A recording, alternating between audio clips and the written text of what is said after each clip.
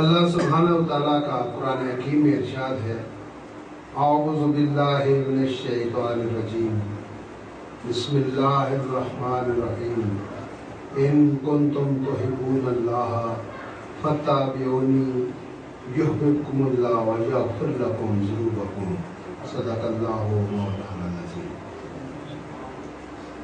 اس آیت مبارکہ کا ترجمہ یہ ہے کہ اے لوگو، اگر تم اللہ کی محبت چاہتے ہو تو میرے محبوب محمد مصطفیٰ احمد مجتبیٰ صلی اللہ علیہ وسلم کی اتباع کرو، اور اس کا نتیجہ یہ ہوگا کہ پھر اللہ سبحانہ و تعالیٰ خود آپ سے محبت کرے گا، اور اللہ سبحانہ و تعالیٰ جس چیز سے پھر محبت کرتے ہیں اس کو پاک و صاف تمام علائشوں سے وہ منزہ و مبرہ ہوتا ہے کہ اس کے گناہوں کو بھی معاف کرو، یغفر لکم ذنوبکم، تمہارے گناہوں کو بھی معاف کرو۔ عزیزان اکرامی، اس موضوع پر گزشتہ 3-4 ہفتوں سے بات چیت جاری ہے کہ جو تخلیق ہے وہ ہمیشہ محبت سے پھوٹتی ہے، محبت ہی اسے پال پوس کر پروان چڑھاتی ہے، اور پھر یہ اسی کی طرف لوٹ جاتی ہے، اسی کی طرف سفر کرتی ہے۔ ہمارا جو المیہ ہے اس وقت میں کہ ہمارے جو دل اور اس کے اندر جو محبت کی ایک باولی ہے وہ سوکھ چکی ہے، اور ہم اس محبت کے جذبے کو بھول چکے ہیں، اور مادی دنیا کے اندر اپنے انا اور نفس کے ماتحت ہو کر ہم خوشیاں تلاش کرتے ہیں، جن سے انسان جلد ہی متنفر ہو جاتا ہے، اور اس کو وہ زندگی جو ہے وہ مایوس کن اور بور سی لگتی ہے۔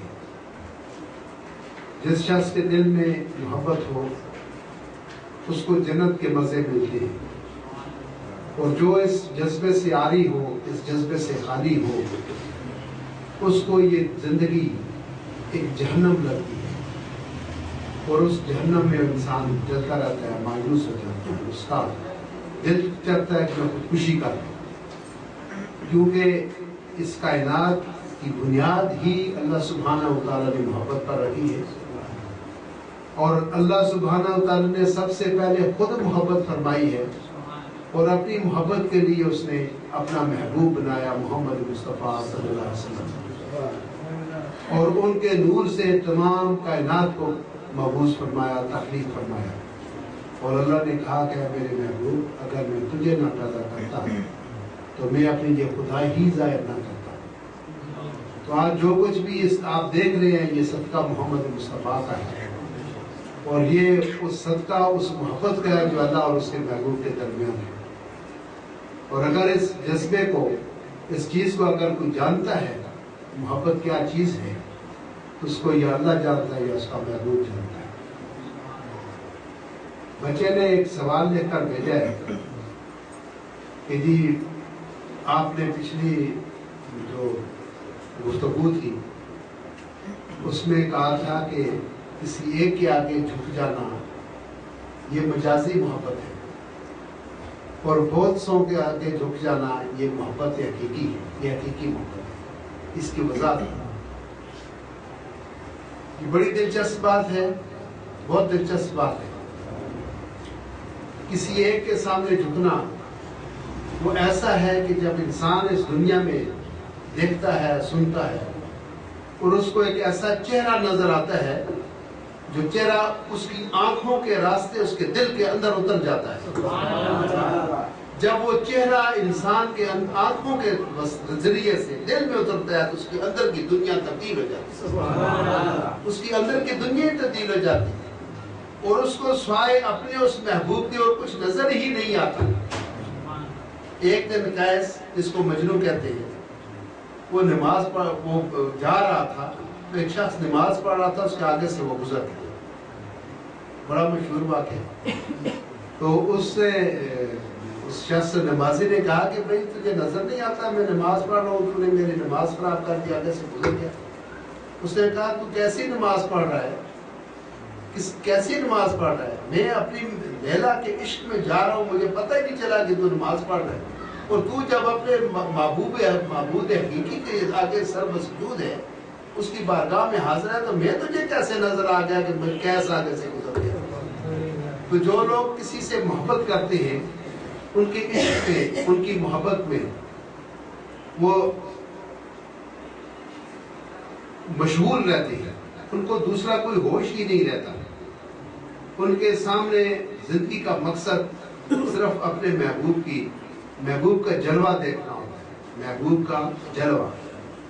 तो उस चेहरे से, वो चेहरा जो उसकी दिल के अंदर उतर चुका है, जो चेहरा उसकी आंखों में समा चुका है, वो उस चेहरे के अलावा और किस चीज को देखना ही नहीं चाहता, उसको नजर आता ही कुछ नहीं।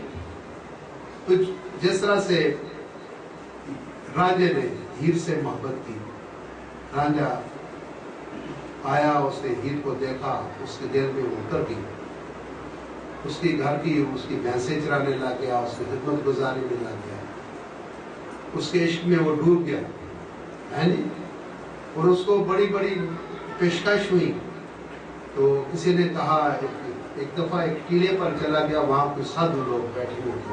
उन्होंने कहा कि हम तुम्हें आगे हम तुम्हें फकीर बना देते हैं, हम तुम्हें वजीर बना देते हैं, तुम्हें जो चाहिए तुम ले लो। उन्होंने कहा नहीं, मुझे तो सिर्फ हीर चाहिए, मुझे और कुछ नहीं चाहिए।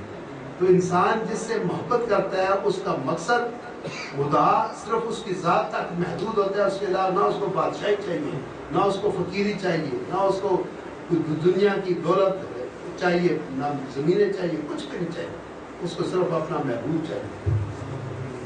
और ये जितने भी आप इश्क और मोहब्बत के पढ़ते हैं किस्से कहानियाँ, वो जो मैं सोनी गुजरात में बच्ची लड़की में, उसको उसका जो महबूब था वो माहिवाल था। तो उसने वादा किया कि आज शाम को फलान जगह हम मिलेंगे, आप उससे मुलाकात करेंगे। तो वो दरिया पार करके आया करती थी सोनी। तो उसके घर के जो ऐसी खातून थी जो उसके मुखालिफ थी, उसने एक कच्चा घड़ा रख दिया कि ये सोनी जब इस घड़े के ऊपर तैरेगी तो घड़ा तो कच्चा है, ये गल जाएगा पानी के अंदर और सोनी डूब जाएगी। सोनी को भी पता था ये घड़ा कच्चा है, वो तैरती थी, वो नादान डूब रही थी, वो समझती थी कि घड़ा कच्चा है। लेकिन उसने अपने महबूब से वादा किया, तो उसने महबूब की मुलाकात में अगर जान जाती तो जाए, लेकिन महबूब से वादा की खिलाफी ना हो। वो कच्चे घड़े पर तैर गई। जब दरिया के वस्त में पहुंची तो घड़ा जो था वो गल गया, सोनी जो थी वो डूब गई, लेकिन उसका नाम क़यामत तक रोशन है। जो लोग इश्क में मोहब्बत में डूब जाते हैं वो अमर हो जाते हैं, उनकी दास्तानें जुबान ज़द आम रहती हैं और उनका नाम हमेशा क़यामत तक जारी चलेगा। पता नहीं कितने कितने हजार साल पहले सोनी होगी, महिवाल होगा, लैला होगी, मजनू होगा, हीर होगी, रांझा होगा। तो जितने वो जूलियट सीरीज, ये नहीं हमारे यहाँ हमारे एशिया में, बल्कि ये तो इंसान के अंदर है, उसके अंदर मौजूद है। मैंने पिछली तस्वीर में कहा था कि इंसान का जिस्म अगर वो कायम है तो वो रूह किसे, रूह से है, और रूह के अंदर जो चीज़ है वो मोहब्बत है। रूह के अंदर भी, जिस्म के अंदर रूह और रूह के अंदर मोहब्बत है। ये अल्लाह का एक नूर है, ये एक अंदरूनी एक चीज़ है जिसको रूह के अंदर मौजूद है। हर इंसान के अंदर, हर हैवान के अंदर, हर चीज़ के अंदर इस जज्बे को देखा जा सकता है। तो आपने देखा होगा, बहुत सारे आप लोग समझदार हैं कि जो हमारे मुर्गी होती है, मुर्गी, तो उसके छोटे छोटे चूजे होते हैं, एक ऊपर एक चील एक ऐसा परिंदा है जो उसको उनको अचक लेती, उठा लेती है मुर्गी के बच्चों को। तो जब वो खतरा महसूस करती है तो अपने सब बच्चों को अपने परों के नीचे छुपा लेती है कि कहीं ऐसा ना हो कि ये चील इनको अचक के ले जाए। वो कौन सा जज्बा है उस मुर्गी के अंदर जो अपने बच्चों का तहफ़्फ़ुज़ करती है, वो उसकी मोहब्बत है अपने औलाद के साथ। एक घोंसले के अंदर चिड़िया है, یا کوئی پرندہ ہے اس کے چھوٹے چھوٹے بچے ہیں تو اور اس کے آس پاس نہیں ہے چڑیا کے چونچ ہے جس کو وہ استعمال کرتی ہے تو دور دراز سفر کر کے جاتی ہے کہیں سے دانا اٹھاتی ہے چونچ میں پکڑتی ہے کئی میل سفر طے کر کے فضا میں بلند ہوتا ہے اس بچے کے منہ میں آ کے ڈالتی ہے تو کئی جگہ ایسا ہے کہ کوئی ایسے بھی پرندے ہیں کوئی ایسے بھی حیوانات ہیں پرندے ہیں جن کی ماں اور باپ دونوں مل کر ان کی پرورش کرتے ہیں. یہ منظر ہم نے اپنی آنکھوں سے دیکھا ہے. ہمارے بچہ تھا چھوٹا سا اس کو کہیں سے بطخیں مل گئی تحفہ تھا تو وہ بطخیں ہم وہاں گھروں میں لے گئے اپنی جگہ پر شاید آپ نے دیکھے ہوں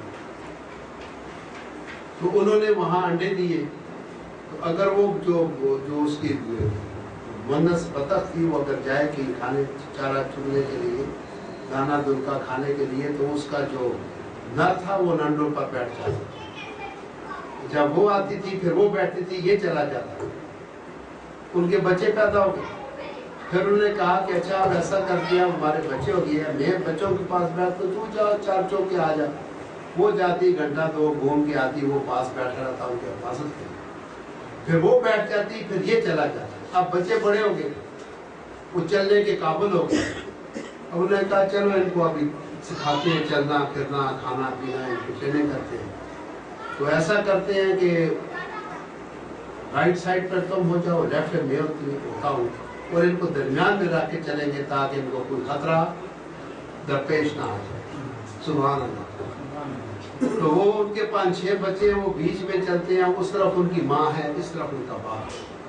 اگر ادھر سے ان کو کوئی خطرہ لاحق ہوتا ہے کوئی اجنبی کو دیکھ لیتے ہیں تو وہ اپنی گردن نیچے کر کے زمین کے ساتھ مس کرتی ہے اس کے اوپر حملہ ہوتی ہے تنفس کرتی ہے اپنے گردن. اگر اس طرف سے آئے تو بچوں کا وہ جو بچے ہیں ان کا باپ جا کر ان کو تنفس کرتا ہے. یہ ہم اپنی زمین پر یہ منظر دیکھتے ہیں جب بھی جاتے تھے یہ منظر دیکھتے. تو یہ اس کے پیچھے کیا چیز کا فرم ہے وہ جذبہ محبت. یہاں پر ہمارے پاس خواتین آتی ہیں ان کے ساتھ چھوٹے چھوٹے بچے ہوتے ہیں اگر ان کو چائے دیں تو کھانے کی چیز دیں تو خود نہیں کھاتی بچے کو کھلاتی ہیں خود ایسی بھوکی ہوتی ہے. کئی والد ہم نے ایسے دیکھے ہیں جنہوں نے خود میڈیسن نہیں لی بیمار ہیں دوائی نہیں لی اور کہا یہ دوائی میرے بچے کی اسکول کی فیس کام آ جائے اسکول کی کتاب آ جائے گی وہ بھی خیر ہے کوئی بات نہیں. اس نے وہ بیماری کو قبول کر لیا لیکن بچے کی فیس کو اور اس کی کتاب کو اس کی ضروریات کو ترجیح دی اولویت دی اس کو. اس کے پیچھے کیا جذبہ تھا وہ جذبہ محبت. اگر ایک بچہ ہے وہ لاکھوں کا نقصان کر رہا ہے گاڑی توڑ رہا ہے کچھ کر رہا ہے تو وہ اس کو باپ کہتا ہے کچھ نہیں کہتا ہے شکر الحمدللہ تو بچ گیا نا. اگر وہ آگے کہے کہ ابا جی گاڑی ٹوٹ گئی ہے ایک فٹ پاتھ سے ٹکرا گئی کھمبے سے ٹکرا گئی تو باپ یہ نہیں کہتا اتنا لاکھوں کا نقصان کر وہ پوچھتا ہے بچہ تو ٹھیک ہے نا کہتے ہیں پاپا جی میں تو ٹھیک ہوں گاڑی کا اگلا حصہ سارا ختم بس دفعہ کرو گاڑی ہو جائے اور آ جائے گی تم بچ گئے ہو یہ اللہ کا لاکھ لاکھ.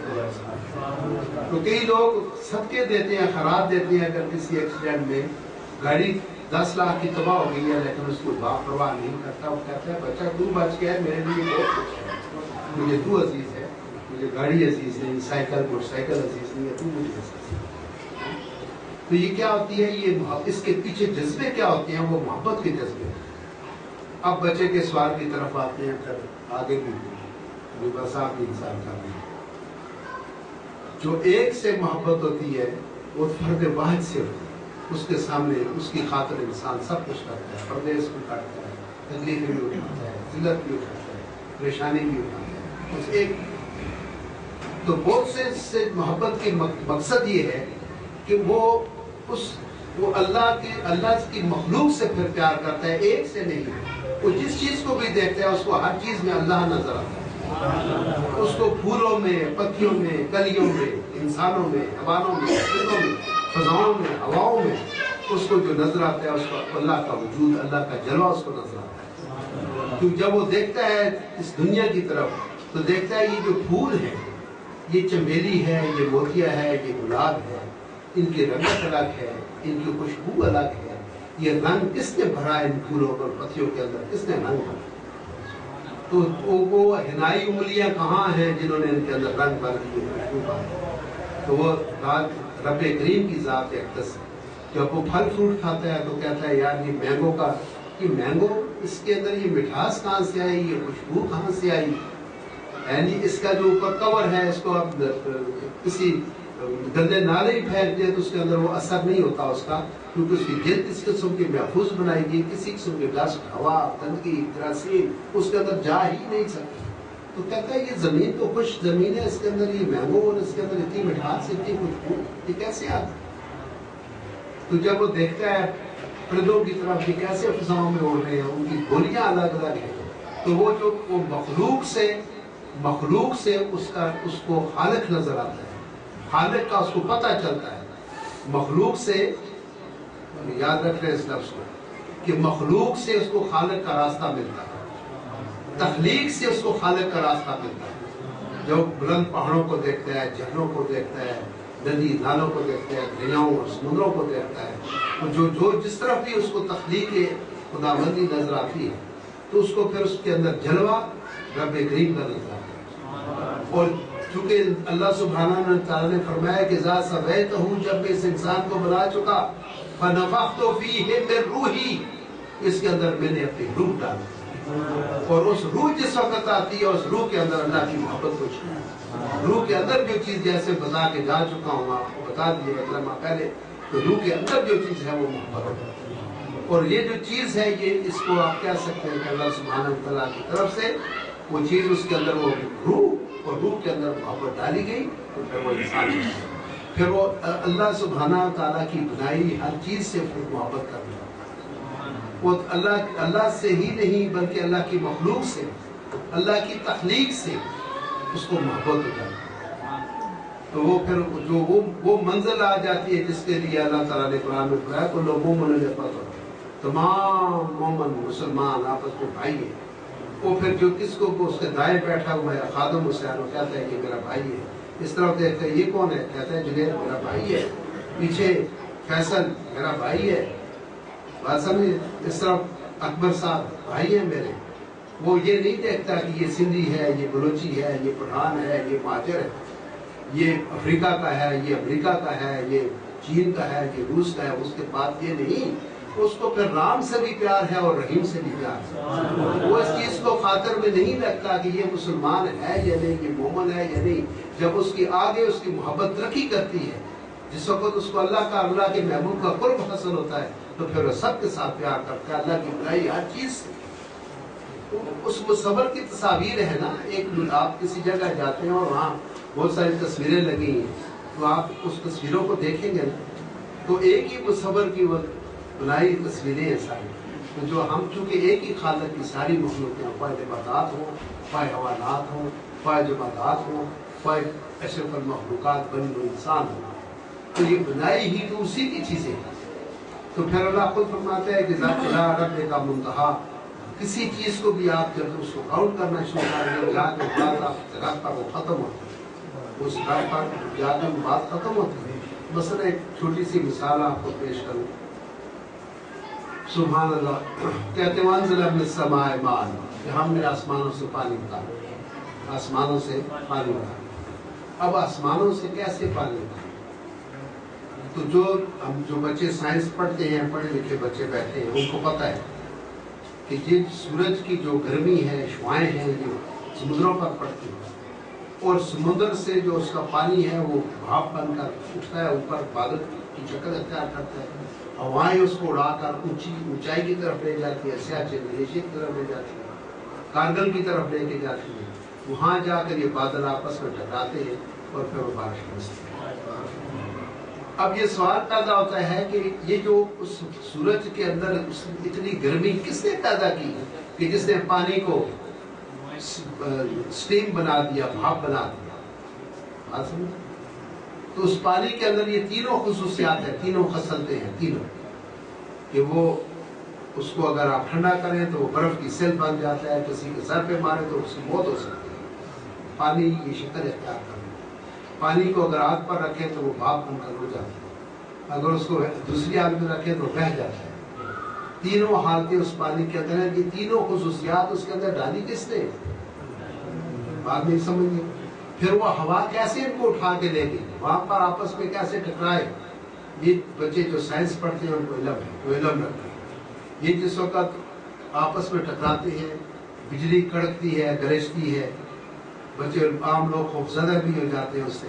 तो होता क्या है, उसके अंदर एक अब कीमियाई अमल होता है जिस उसके अंदर हाइड्रोजन पैदा होता है। आप देखते हैं हम जो खेती बाड़ी लोग काम करते हैं, जब तक उसके अंदर खाद न डालें तो वहाँ फसल नहीं होती। वो खाद है क्या, वो खाद हाइड्रोजन है। बात समझ रहे। अब यहाँ जो आप पंजाब में खेती बाड़ी करते हैं, कश्मीर में, बलूचिस्तान में, कहीं भी करते हैं, सिंध में, तो उसमें तो आप खाद डाल देते हैं। तो जो हमारे कश्मीर के जंगलात हैं उनके अंदर खाद कहाँ से आती है, फार्मूला तो वही है, वो कौन डालेगा उसके अंदर। बात समझे। तो वो जो बारिश बरसती है ऊपर से आती है, वो जो बारिश आती है उसके अंदर हाइड्रोजन मौजूद है जो उन पौधों को उगा देती है, उनको डेवलप करती है। ये अल्लाह की शान है, उसका काम है। अब देखिए, जिस तरफ भी आप सोचते जाएं, आप देखते जाएं, आपका ईमान ताज़ा और मजबूत होता जाए। जो बच्चे बायोलॉजी के स्टूडेंट हैं, पढ़ते हैं, बायोलॉजी पढ़ते हैं, तो वो बायोलॉजी वो ऐसा इल्म है जो हैवानात के और नबातात के और पहाड़ों के, इनके बारे में होता है। तो मछली फिश समुद्र में रहती है, लाखों करोड़ों की तादाद, अनवा अक़साम की, एक किस्म है। अब सब ये जानते हैं कि इंसान की जिंदगी के लिए जरूरी जो है वो ऑक्सीजन है। यही बात है ना, आपको साइंस के तालिब इल्म में ऑक्सीजन। अब ये जो पानी है, ये पानी दो गैसों का मरकब है, दो गैसों, H2O इसका फार्मूला है, हाइड्रोजन और ऑक्सीजन। हाइड्रोजन और ऑक्सीजन, ये दो गैसों को आपस में मिलाएं तो ये पानी बन जाता है। तो लिहाजा वो पानी दरिया का हो, समुद्र का हो, झील का हो, चश्मे का हो, वो पानी का फार्मूला यही है कि हाइड्रोजन और ऑक्सीजन। अब उस जो समुद्र है उसके अंदर ऑलरेडी अल्लाह ने पहले ऑक्सीजन बनाई, फिर उसके अंदर मछली को छोड़ा, और मछली के अंदर ऐसा बड़ी दिलचस्प बात, मछली का जो उसके अंदर एक होल बनाया है, एक तरफ से पानी दाखिल होता है, दूसरे से निकल जाता है। तो जब पानी मछली के इस फेफड़ों के अंदर दाखिल होता है, उसमें एक ऐसा पुर्जा लगा हुआ है जो उसमें से ऑक्सीजन निकाल लेता है और हाइड्रोजन को बाहर फेंकता है। वो दरिया के अंदर मछली सांस लेती है, वहां अल्लाह ने उसका बंदोबस्त कर दिया।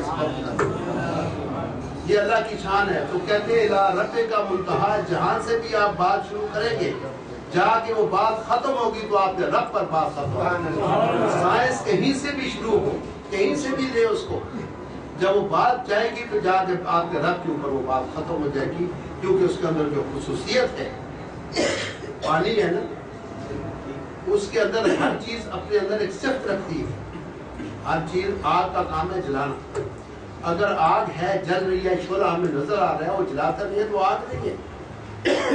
पानी आग को बुझाता है, प्यास को बुझाता है। अगर उसके अंदर ये सिफ्त ना हो प्यास को बुझाने की, आप ड्रमों के ड्रम पी जाए, प्यास तो नहीं बुझेगी।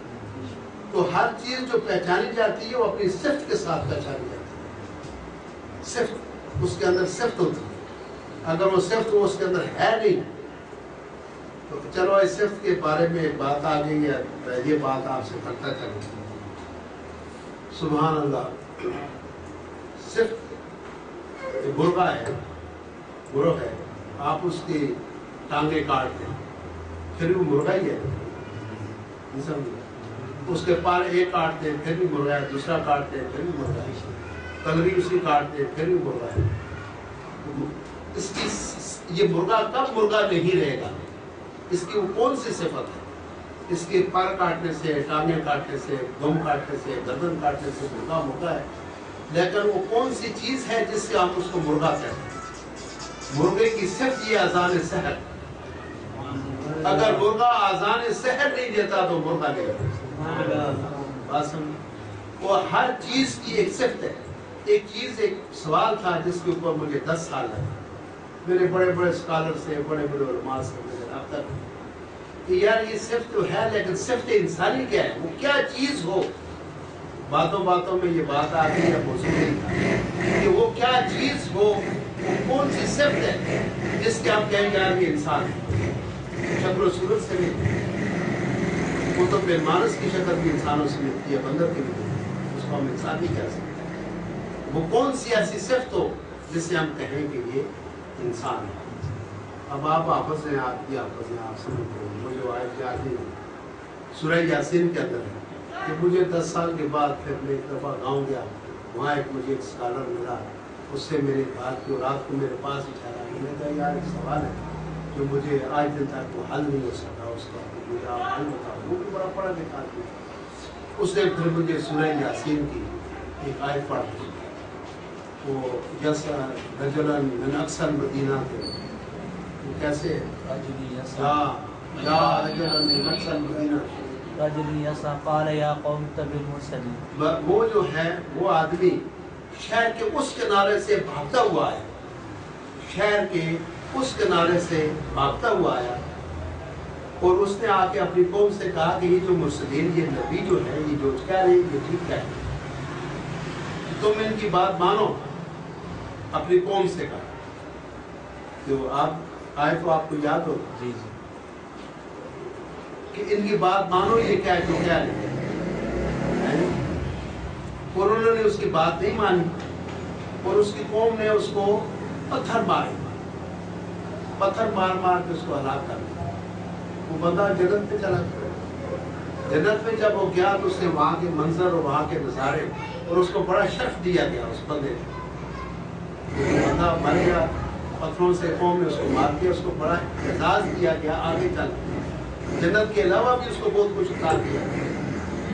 وہاں اس نے کہا یا لیتا قومی, اے کاش میری قوم تو میری بات کو مان جاتے ہیں, اور آج جو لطف, جو بسے, جو انعامات اور اکرام مجھے مل رہے ہیں تمہیں بھی یہ ملتے ہیں. یہ صرف انسانی کہ اس نے ان کو یہ نہیں کہا کہ میں اتنے اللہ تو ان کو ہلاک کر, ان کو تباہ کر, ان کو برباد کر, جنہوں نے مجھے پتھر مار مار کے ہلاک کر دیے. کہتے ہیں افسوس, یعنی اس نے اللہ سے جا کے بدعا نہیں کی. یہی ہمارے آقا کی صفت تھی کہ جب طائف میں آپ کو پتھروں سے لہو لہان کر دے کہ آپ کے نالین مبارک کے خون سے تر دے, تو صحابہ نے کہا یا رسول اللہ ان کی بھی بدعا کریں. پہلے پیغمبر بھی کرتے آئے ہیں, کہا وما ارسلناک الا رحمۃ للعالمین, میں رحمت بن کر آیا ہوں, میں بدعا نہیں کروں گا. تو آپ نے فرمایا کہ اللہ آپ کو وہ آنکھیں عطا فرما جس سے یہ مجھے پہچان سکے, ان کو وہ کان عطا فرما جس سے تیرے پیغام کو یہ سن سکے. اللہ پاک ان کے دلوں کو تو اللہ پاک اپنے رحمت کی طرف موڑ. انہوں نے بدعا نہیں کی. اور آپ سب لوگ جانتے ہیں, تاریخ اس چیز کی گواہ ہے کہ آقا دو جہاں نے اپنے آباء و اجداد کا وطن, اللہ کا گھر چھوڑا, مکہ چھوڑا, اور مدینہ میں جا کے آباد ہوئے. پھر کچھ عرصہ کے بعد مدینہ سے واپس آئے, مکہ فتح ہو, 10,000 کا لشکر لے گیا. آپ نے فرمایا ایک آدمی کہہ رہا تھا کہ اليوم یوم الملحمہ, لحم کہتے ہیں گوشت کو, کہ آج چترے اڑیں گے, تلواریں چلیں گی, خون بہے گا. حضور کے کان میں یہ آواز پڑی, حضور نے فرمایا نہیں, اليوم یوم الرحمہ, آج رحمت کا دن ہے. جو شخص ابو سفیان کے گھر میں داخل ہو جائے گا اس کو پناہ ہے, جو شخص بیت اللہ میں داخل ہو جائے گا اس کو بھی پناہ ہے, اور جو شخص اپنے گھر کا دروازہ بند کر لے اس کو بھی پناہ ہے. جس وقت امن قائم ہو گیا, حضور نے پوچھا سب مکے والوں سے, تمہیں معلوم ہے کہ آج میں تمہارے ساتھ کیا سلوک کرنے والا ہوں؟ پتا تو سب کو تھا کہ ہم نے ان کے انعام رکھے تھے, کتنے ہزار اونٹ ہم دیں گے جو محمد مصطفیٰ کو شہید کر دے گا, نعوذ باللہ, ہم یہ کر دیں گے, وہ کر دیں گے. ان کے پیچھے بدر کی جنگ ہوئی, یہ مکے سے یہ لوگ گئے جا کے, وہاں بھی امن سے بیٹھے نہیں دیا. احد کی جنگ تو بالکل آج صاحب نے دیکھا, یہ نہیں, وہ تو بالکل مدینے کے اندر آگے ہو جاتا ہے, شہر کے اندر. تو وہاں تک کہ مکے سے چل کے وہاں گئے, جا کے جو مسلمان تھے ان کو انہوں نے پر حملہ آور ہوئے اور ان کو پریشان کیا. جنگ خندق میں ہوئی. تو اتنی اذیتیں, اتنی تکلیفیں. شاہ ابی طالب میں 3 سال حضور اور صحابہ اکرام پابند رہے وہاں پر, شاہ ابی طالب میں قید رہے. بات سمجھ آ رہی ہے؟ انتہائی تشدد, انتہائی ظلم. اور جو ہندا ایک عورت تھی ابو سفیان کی بیوی, زیادہ جنگیں وہی کراتی تھی. اب میں اس بات سے کہا کرتا ہوں کہ بھائی 1400 سال پہلے ایسی عورتیں تھیں جو جنگیں, 2 قوموں 2 ملکوں کے درمیان جنگ کرا دیتی تھی. آج کی عورت بہت ایڈوانس ہے, یہ کیا کچھ نہیں کر سکتی. اگر اس زمانے میں ایک ہندا تھی جس نے حضور کے چاچا سیدنا حمزہ کا कलेजा कच्चा चबाया था हाथ डाल के, और सैयदना हमजा के कान काट के उसने हार बना के अपने गले में डाल दिया। और ये सारा मंजर आ गया दो जहां ने अपनी आंखों से देखा। तो जिस वक्त मक्का फतह हुआ, हुजूर ने कहा कि जाओ, आज मैंने सबको माफ करा दिया, आज कोई मेरा इंतकाम नहीं है किसी के ऊपर, कोई बदला नहीं। और जो लोग मक्का से मदीना गए थे, जो अपनी जायदादें, अपने मकान, अपने दुकानें, अपने बागात छोड़ कर गए थे, पीछे तो मक्के वालों ने उनको ऑक्युपाई कर लिया, तब तो काबूज हो गए। हुजूर ने फरमाया आज कानूनन तुम इनके वारिस हो, कोई चीज हम तुमसे नहीं, कोई कीमत नहीं लेनी, तुम्हें पहुंची, जिसके पास जो चीज है वो उसी की। और फिर बड़े मजे की बात ये कि आपको तारीख में ऐसी बात नहीं मिलेगी इंसानी तारीख के अंदर जो सरकार दो आलम की बातें, उन्होंने अपनी तरफ से कोई गवर्नर, कोई वहां पर अपना कोई वजीर, कोई बशीर मुकर्रर नहीं किया। मक्का फतह हो गया और मक्का की जो इंतजामी बागडोर थी, चाहे गवर्नर था, चाहे वजीर था, चाहे वो वायसराय था, उन्हीं में से उनके सुपुर्द कर दिया और किसी से इंतकाम नहीं। और हिंदा से कहा, हिंदा जा, तुझे मैंने अपने चाचा हमजा का खून माफ कर दिया, लेकिन मेरे सामने ना आना, जब तुम आएगी तो मुझे अपने मजलूम चाचा की याद दिला। उस्मान बिन तलहा जिसके पास बैतुल्लाह की चाबियां थी, जब सरकार दो आलम मदीना जा रहे थे तो उन्होंने उस उस्मान से कहा कि दरवाजा खोलो बैतुल्लाह का, मैं अल्लाह के घर का अंदर से दीदार करना चाहता हूँ, कुछ नौफल पढ़ना चाहता हूँ। उसने चाबियां देने से इनकार कर दिया, चाबियां नहीं दी। अब नबी पाक फातिह की हैसियत से हरम में दाखिल हुए, वही उस्मान सामने खड़ा था और उसकी टांगे कांप रही थी, आज मेरा क्या बनेगा, आज तो ये मालिक बन गया मक्का के, अब पता नहीं मेरा साथ क्या अशर करेगी। तो उसने कांपते हाथों से चाबियां हुजूर के दस्तबर पर रखी। हुजूर ने वो चाबियां लेकर वापस उस्मान के हाथ में रखी और हाथ उठा के दुआ की, मौला तेरे घर की चाबियां भी उस्मान को सौंप रहा हूँ, इसकी नस्ल को क़यामत तक कायम रखना और चाबियां इसके खानदान के पास रहे। ये रहमत अलमीन इसको कहते हैं कि आपके साथ कितनी जुल्म हुए, कितनी ज्यादतियां हुई, लेकिन आपने किसी से इंतकाम नहीं लिया। एक इंसान, सैयद अली फरमाते हैं कि जिस मुसलमान हुआ है जिसके जुबान से और जिसके हाथ से किसी को तकलीफ न पहुंचे। और एक आखिरी बात आपसे कह दूं, इंसान दो किस्म के होते हैं, इंसान दो किस्म के, एक होता है अच्छा इंसान और एक होता है बहुत अच्छा इंसान। क्या होता है? एक अच्छा इंसान होता है, बहुत अच्छा इंसान। जिस इंसान से किसी को तकलीफ ना पहुंचे वो अच्छा इंसान होता है, और जो इंसान दूसरों को फायदा पहुंचाए वो बहुत अच्छा इंसान होता है। अब आपने फैसला करना है, अच्छे इंसान बनेंगे या बहुत अच्छे इंसान बनेंगे। तो अज़ीज़ान गिरामी, मकसद ये कि वो शख्स जो किसी एक के साथ प्यार करता है वो उसके सामने झुकता है, जो अल्लाह की सारी मखलूक के साथ प्यार करता है तो वो उस इश्क़ हकीकी की तरफ तो अल्लाह का मजा होता है, उसको इश्क़ हकीकी नसीब होता है, तो अल्लाह की सारी मखलूक से प्यार करता है। बात समझ, एक से प्यार करना इश्क़ मजाजी, और बहुत सारी मखलूक के साथ प्यार करना, अल्लाह की हर बनाई चीज़ से प्यार करना, ये इश्क़ हकीकी, ये मोहब्बत हकीकी, क्योंकि वो उसकी निस्बत से प्यार करता है, उसको वो फूल से या पत्ती से या इंसान से या हैवान से या परिंदे से या किसी चीज़ से, कुत्ते से, बिल्ली से, ये तख्लीक तो उसी की है। कुत्ता भी उसी ने बनाया, बिल्ली भी उसी ने बनाई, छिपकली भी उसी ने बनाई है, चूंटी भी उसी ने बनाई, उसको तो बहुत प्यार है। मैंने पिछली तकरीर में कहा था, उसको तो बहुत प्यार है।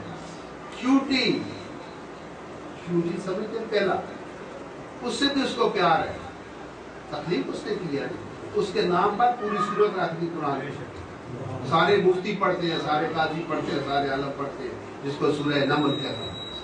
नमल किसे कहते हैं? नमल चींटी को कहते हैं, और वो उसको वो भी अल्लाह की मखलूक है। एक और है सूरह अनकबूत, वो भी तो किस क्या चीज़ होती है, वो जब मकड़ी जिसने जाला बनाया था उसको अरबी में अनकबूत कहते हैं। उस मकड़ी के नाम पर तो सारी सूरत है कुरान में। नमल के ऊपर तो पूरी कुरान की सूरत है, सूरह नमल। अल्लाह को बताना क्या मकसूद था कि मुझे उस चूंटी से लेकर बड़ी से बड़ी चीज़ तक के साथ मुझे प्यार है, मेरी मखलूक है, मेरी तकलीफ। اور اس کو ثابت کر کے دیا. ایک دفعہ بات لمبی ہو جاتی ہے. ایک دفعہ سیدنا سلیمان علیہ السلام جا رہے تھے. یہ قرآن پاک کے اندر اس کا واقعہ موجود ہے, آپ غور سے سنیں. سیدنا سلیمان جا رہے تھے, آپ کے ساتھ فوج تھی اور آگے چونٹیاں تھیں. ایک چونٹیوں کے جو سردار تھی اس نے آواز دی اپنی چونٹیوں کہ سلیمان اس کا لشکر آ رہا ہے, اپنے دلوں میں گھس جاؤ, کہیں ایسا نہ ہو کہ ان فوجیوں کے پیروں کے تلے آ کے تم رول دی جاؤ. اس کی آواز سیدنا سلیمان نے سن لی چونٹی کی, اور پیچھے مڑ کر حکم دیا, ہالٹ, کھڑے ہو جاؤ, جب تک یہ چونٹیاں اپنے دلوں میں نہ گھس جائے کوئی فوج یہاں سے موو نہیں کر سکتی. اس کو حاکم کہتے ہیں. یہ ہے حکومت کی اللہ نے قرآن میں بتا دی. اور اس کو عملی سلیمان نے بھی, کیونکہ سلیمان کی ٹیریٹری کے اندر وہ تھی. تو آپ حاکم جو کسی ملک کا سربراہ, سرپرست, فرما روا, اس کی یہ ذمہ داری ہے کہ اس ٹیریٹری کے اندر اگر ڈیوٹی ہے تو اس کا بھی تحفظ کیا جائے. کتا ہو, بلی ہو, چپکلی ہو, کوئی چیز بھی ہو جو اس کی ٹیریٹری کے اندر ہے وہ شخص اس کا محافظ ہے. یہ سلیمان نے آپ کو بتا دیا, اور پھر سیدنا عمر نے آپ کو بتا دیا. اور رات کو گشت کرتے تھے, گلی گلی گھومتے تھے, کہتے تھے کہ اگر فرات کے کنارے کتا بھی بھوکا مر گیا تو عمر کو گریبان سے پکڑا جائے گا کہ تمہارے دور حکومت میں یہ فرات کے کنارے کتا کیوں بھوکا مر گیا. یہ ذمہ داری ہے. یہ نہیں ہوتی پہ بچوں جو آج کل ہم اپنی زندگی دیکھیں, گاڑیوں پر جھنڈے لگائے, ادھر گارڈ, آگے گارڈ, پیچھے گارڈ, سیکورٹی الرٹ, 6 گھنٹے روڈے بند. نہیں, وہ سیدنا عمر, بڑا ایک سفیر آیا کسی طرف سے, تو اس نے آ کے دیکھا, اس پریزیڈنٹ ہاؤس جو تھا سیدنا عمر کا ایک چوپڑی تھی, وہ آیا دیکھا تو سیدنا عمر وہاں نہیں. پوچھا کسی سے, امیر المومنین نے کہا ابھی ادھر سے اس بازار سے گزرے ہیں, ادھر جاؤ, پیچھے پیچھے آگے مل جائے. تو جب وہ گیا ڈھونڈتے ہوئے پوچھتا گیا امیر المومنین, نے کہا یار وہ بیٹھے ہوئے مسجد کے سائے کے نیچے, مسجد نبی کی دیوار کا سایہ تھا, زمین کے اوپر نہ کوئی نیچے بچھونا ہے, نہ کوئی گدا ہے, نہ کوئی پھول ہے, نہ کوئی مٹائی ہے, کچھ بھی نہیں ہے. بازو سر کے نیچے رکھا ہوا سوئے ہوئے, کیونکہ وہ لوگ وہ فرمانروا وہ تھے جو کتے کا بھی خیال کرتے تھے, اس لیے ان کو کوئی خوف نہیں تھا. کوئی خوف نہیں تھا. لا خوف علیہم ولا هم یحزنون, ان کو خوف و خطر نہیں. ایک دفعہ وہ جا رہے ہیں, تھوڑی بات ذرا لمبی ہو گئی ہے. یہ جو بیت المقدس تھا یہ فتح ہوا. موسیٰ بن نصیر جرنیل تھے اسلامی فوجوں کے, تو یہ بنی اسرائیل جو تھے, انہوں نے یہ بیت المقدس والے, انہوں نے کہا کہ ہم آپ کی حکومت میں تو آگے ہیں, ہم آپ اپنے بادشاہ کو تو دیکھیں, ہمارا جو خلیفۃ المسلمین ہے ان کو تو دیکھیں. تو موسیٰ بن نصیر نے مدینے میں پیغام بھجوایا کہ لوگ آپ کو دیکھنا چاہتے ہیں, آپ آ جائیں. تو آپ نے غلام لیا, ایک اونٹ لیا اور اس پر چل. راستے میں کی جنگل آئے, دریا آئے, سرا آئے, بیابان آئے, کوئی سیکورٹی نہیں ہے, کوئی کچھ نہیں. اب چلتے کیسے ہیں کہ ایک غلام بیٹھتا ہے تو سیدنا عمر نکیل پکڑ کر آگے چلتے ہیں. پھر جب آپ کی باری آتی ہے آپ بیٹھتے ہیں تو غلام پیدل چلتے ہیں. چلتے چلتے چلتے بیت المقدس سامنے آ گئے. اس وقت باری اس غلام کی تھی. اس نے کہا یا حضرت آپ بیٹھے ہیں, وہ سامنے پورا شہر امڑ کے آ گیا آپ کے استقبال کے لیے, تو آپ اونٹ پر بیٹھے. انہوں نے کہا نہیں, باری تمہاری تھی, تم بیٹھو, ہم پیدل چلیں. تو جب وہ سامنے ہوئے تو لوگوں نے کہا یہ کالا سیاہ, یہ اکشی, یہ موٹے موٹے, اور یہ ہمارا امیر المومنین ہے. نہیں, یہ تو غلام ہے. امیر المومنین تو نکیل پکڑ کر چلے آ رہے ہیں, جو پیدل آ رہے ہیں وہ ہمارے خلیفہ ہیں.